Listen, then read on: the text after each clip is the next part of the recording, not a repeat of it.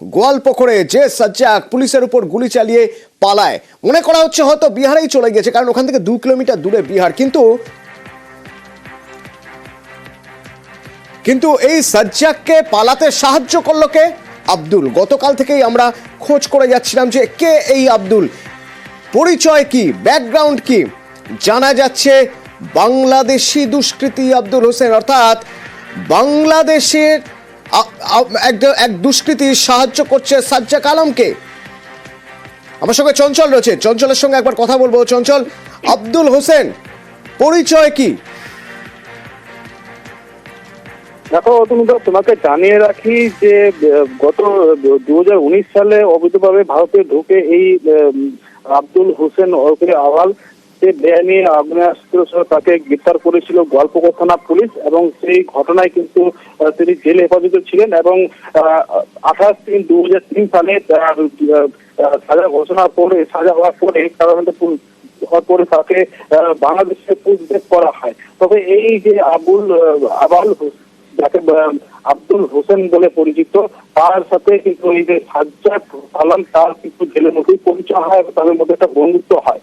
তারপরে কিন্তু বাংলাদেশে পুলিশ করার পরে এই আব্দুল হোসেন কিভাবে ভারতে প্রবেশ করে, এটা একটি বড় প্রশ্ন থেকে যাচ্ছে। কারণ এই আব্দুল হোসেন কিন্তু আওয়ালকে যে কোর্টে দেখা হয়েছিল, সেটা সেই কোর্ট যে সিসিটিভি ফুটেজ, সেই সিসিটিভি ফুটেজের সূত্র মারফত এই আব্দুল হোসেনের যোগ পাওয়া যাচ্ছে। এই আব্দুল হোসেনের বাড়ি হচ্ছে আপনার বাংলাদেশের ঠাকুরগাঁ জেলার মারাধর গ্রামের বাসিন্দা। তবে 2019 সালে যখন তাকে গ্রেফতার করে গোয়ালপুকুর থানা পুলিশ, তারপরে জেল হেফাজত হওয়ার পরে সাজা হওয়ার পরে তাকে পুলিশ করা হয় বাংলাদেশে, তারপরে বাংলাদেশ থেকে আবার ভারতে কিভাবে প্রবেশ করে, এটা একটা বড় প্রশ্ন রয়েছে। তবে এর পাশাপাশি আব্দুল সাজ্জাকের খোঁজে পুলিশ প্রশ্ন হচ্ছে বিহার যাচ্ছে নাকি আব্দুল হোসেনের সাথে কি সাজ্জাক বাংলাদেশে আবার, অর্থাৎ দুটো সম্ভাবনার জায়গায় খোলা থাকছে। যেহেতু বাংলাদেশ কানেকশন রয়েছে এবং আব্দুল হোসেন যেহেতু বাংলাদেশেরই, সেক্ষেত্রে এমনও হতে পারে বিহারে যাচ্ছে সাজ্জাক বা হয়তো বাংলাদেশে চলে গেছে।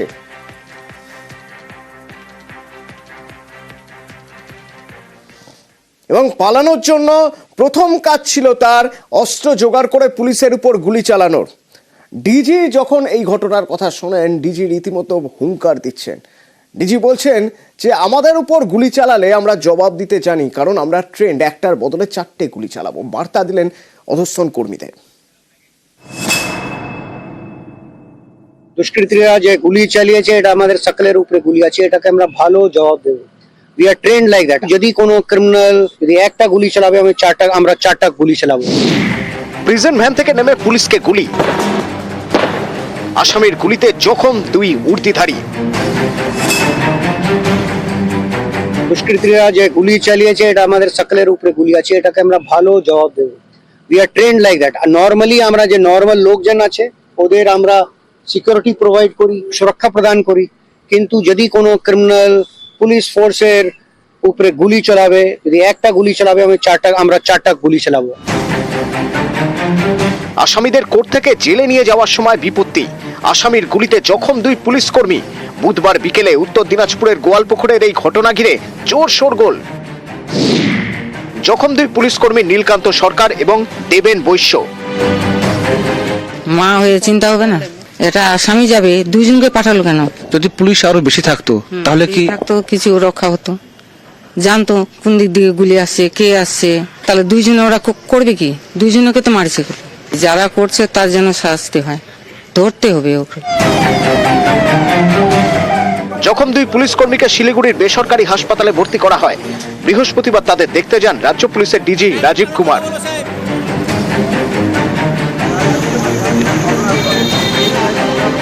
শিলিগুড়ি থেকে গোয়ালপুকুরের পাঞ্জিপাড়ায় যান রাজীব কুমার। ঘটনাস্থল ঘুরে দেখেন। পাঞ্জিপাড়া ফাঁড়িতে পুলিশ কর্মীদের সঙ্গে বৈঠকও করেন। তারপরেই ডিজির গলায় হুঙ্কার। দুষ্কৃতীরা যে গুলি চালিয়েছে, এটা আমাদের সকলের উপরে গুলি আছে, এটাকে আমরা ভালো জবাব দেব। We are trained like that. আর নর্মালি আমরা যে নর্মাল লোকজন আছে, ওদের আমরা সিকিউরিটি প্রোভাইড করি, সুরক্ষা প্রদান করি। কিন্তু যদি কোনো ক্রিমিনাল পুলিশ ফোর্সের উপরে গুলি চালাবে, যদি একটা গুলি চালাবে, আমরা চারটা গুলি চালাবো।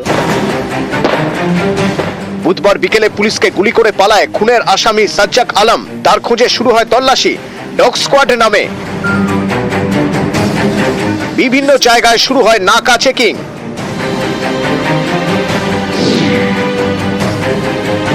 গোয়ালপুকুরের পাঞ্জিপাড়া থেকে বিহার 2 কিলোমিটার দূরে সাজ্জাক আলম বিহারে গিয়ে গা ঢাকা দিতে পারে বলে সন্দেহ পুলিশের। বিহার থেকে নেপালেও পালানোর চেষ্টা করতে পারে। সাজ্জাকের খোঁজে বিহার পুলিশের সঙ্গে যোগাযোগ করেছে রায়গঞ্জ জেলা পুলিশ। इन्वेस्टिगेशन चल रहा है, हमारी विभिन्न टीम में भाग करके हम लोग इन्वेस्टिगेशन कर रहे हैं। हम लोग को काफी अच्छे लीड्स मिले हैं, बहुत शीघ्र ही हम लोग ताकि उसको पकड़ने में सक्षम होंगे। উত্তর দিনাজপুর থেকে চঞ্চল মোদক, নিউজ 18 বাংলা।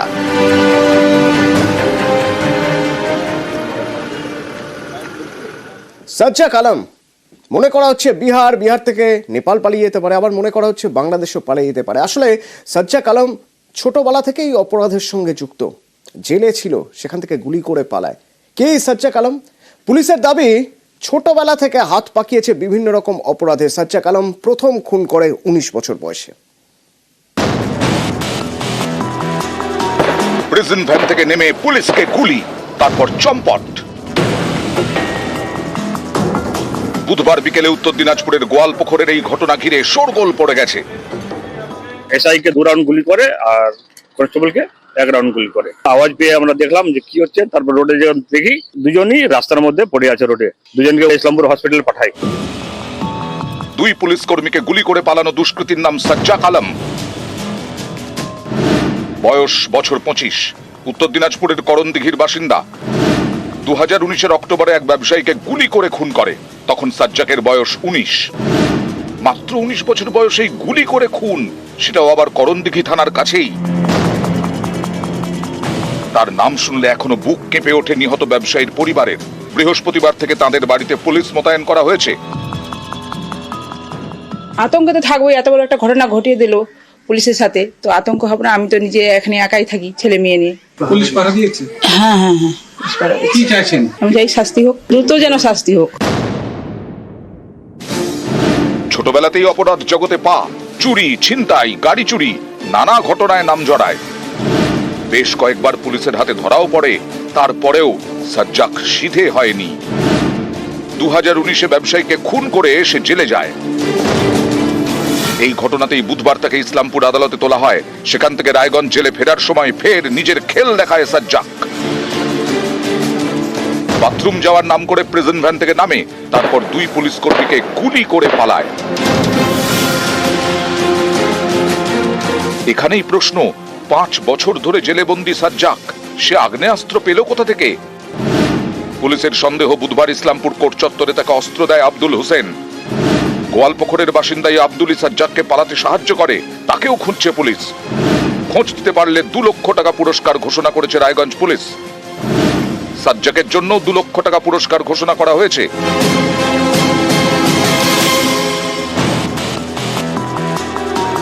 সাজ্জাকের খোঁজে বৃহস্পতিবার সকালে তার গ্রামে তল্লাশি চালায় পুলিশ।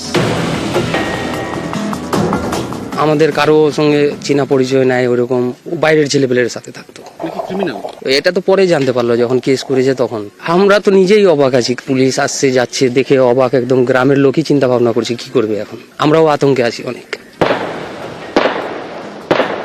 वो जो 7.65 बोर का ये एमिनेशन है जो कि पुलिस यूज नहीं करती है, वो नॉन रेस्ट्रिक्टेड बोर है। जो पुलिस यूज करती है वो रेस्ट्रिक्टेड बोर यूज करती है। हम लोगों को जो प्रिलिमिनरी इंक्वायरी में पता चला है कि जब वो कोर्ट लॉकअप में उसका था, उस दौरान उसके पास वो फायर आर्म पहुंचाया गया है।